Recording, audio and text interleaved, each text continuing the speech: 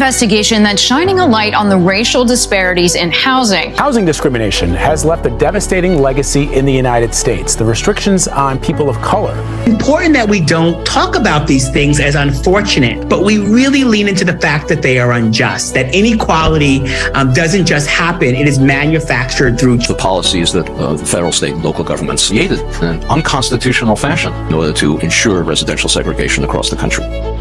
Advocates for the Fair Housing Act have long argued that equal access to opportunities is a civil right. The federal government failed in its responsibility to uphold the Equal Protection Clause of the 14th Amendment by allowing redlining and other unfair housing policies to continue all throughout the 20th century.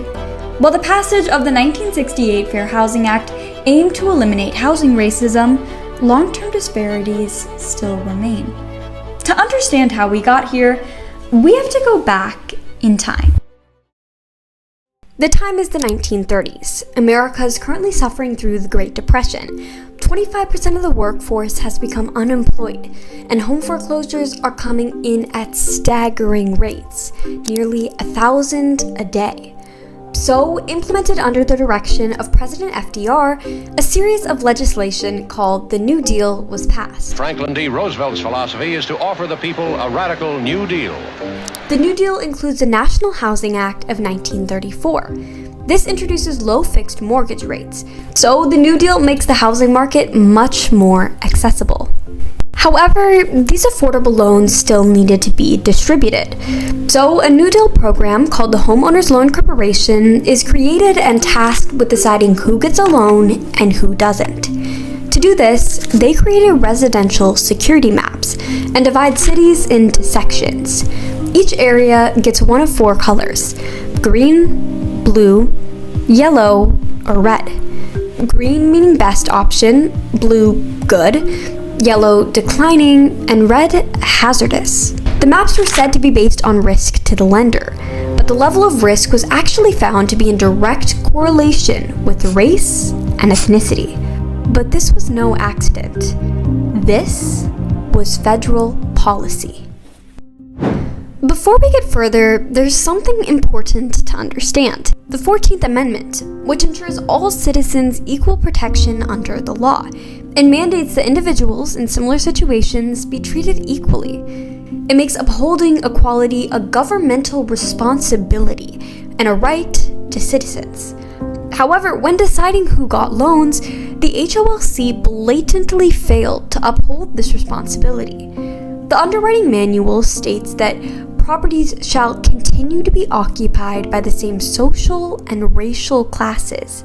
A change in social or racial occupancy contributes to instability and a decline in values. Areas that Black Americans lived in were written into law and instructed to be downgraded to a no-loan level. The federal government was taking away Black Americans' right to a loan and failing in their own responsibility to uphold the 14th Amendment. You're getting into the 14th Amendment. The Reconstruction era should have been an opportunity to say equal rights for everyone and to create those access points. The failure to do so, we are still experiencing those repercussions today. Over almost 3 decades, 1934 to 62, all across the US, only 2% of the $120 billion of federal funding for housing was given to non-white residents. Redlining was just one of many issues Black Americans were facing in housing. Black Americans had also been facing housing discrimination through racial covenants, which were clauses built into house deeds that explicitly stated Blacks and other minorities would not be allowed to ever purchase certain homes. I moved here. One of the main reasons was because it was a white community. And we understood that it was going to be all white, and we were very happy to buy a home here. Well, most northern cities now are engaged in something called urban renewal. It means Negro removal. That is what it means. And the federal government is an accomplice to this fact. Negro boys and girls who at 16 and 17 don't believe the country means anything that it says and don't feel they have any place here. In the late 1940s, the GI Bill was created. It was made to provide returning World War II veterans with many educational and monetary benefits, as well as over 21 million guaranteed low-interest rate loans. However, when Black veterans tried to apply for these benefits, most never received anything. The same issue arose during the Vietnam War, as Black and Latino men made up a disproportionate number of casualties during the conflict. Yet, the families of these slain soldiers still could not rent or buy homes in some neighborhoods. These events sparked activism around fair housing, because how could the government exclude soldiers who had put their lives on the line and died for their country, simply because of the color of their skin? The GI Bill created access and inequities. For my community in particular, when you think about military service, you also had a hope and a dream that it would exemplify personhood. So imagine you fought a war, but yet you receive some benefits, and in some cases, none that your other white counterparts received. So when you think about that, you can't help but to question, where's the justice? These housing injustices were central during the civil rights era at the local, state, and national levels. So, many joined the fight against it. Dr. MLK Jr. and other demonstrators marched for fair housing. And that is to make Louisville an open city where it is possible for Negroes to buy and rent houses anywhere without restrictions on the basis of race. Groups like the NAACP and National Committee Against Discrimination in Housing worked to get the U.S. Senate to back the Fair Housing Act.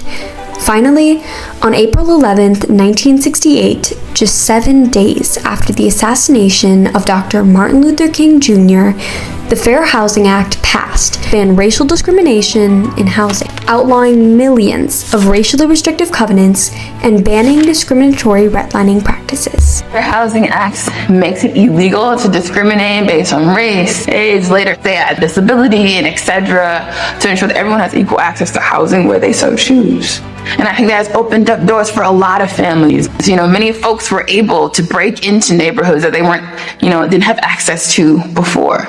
So, what's the long-term impact? It's important to not only look at housing, but also wealth, school, and health.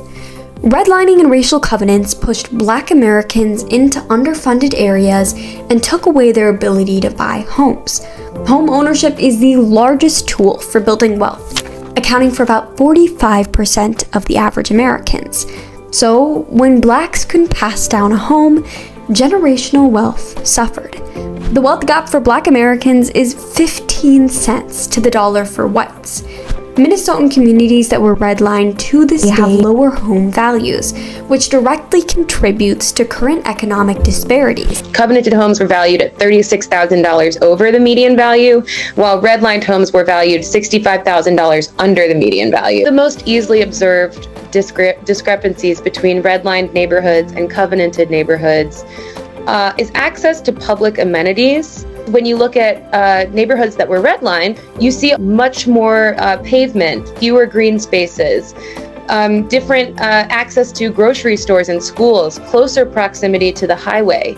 You can really see how these maps and how these spatial tools of segregation defined how cities were built and made. We're talking about the future sustainability of hardworking families with dedication, with dreams that they can't realize is simply because of their color of their skin, and they're restricted to access because of their zip code. There's something wrong, and we have to call it out. When homes lost value from redlining, less investment and tax dollars went to those areas, and those children in those schools were not provided with the same opportunities afforded to well-funded areas. Graduation rates suffered as a result. These areas also had less access to healthy food and exposure to environmental issues such as poor air quality. Black Americans today experience the highest levels of cancer and respiratory diseases. So, although the Fair Housing Act of 1968 banned racial discrimination in housing and outlawed millions of racially restrictive covenants and discriminatory redlining practices, the years of harm still remain.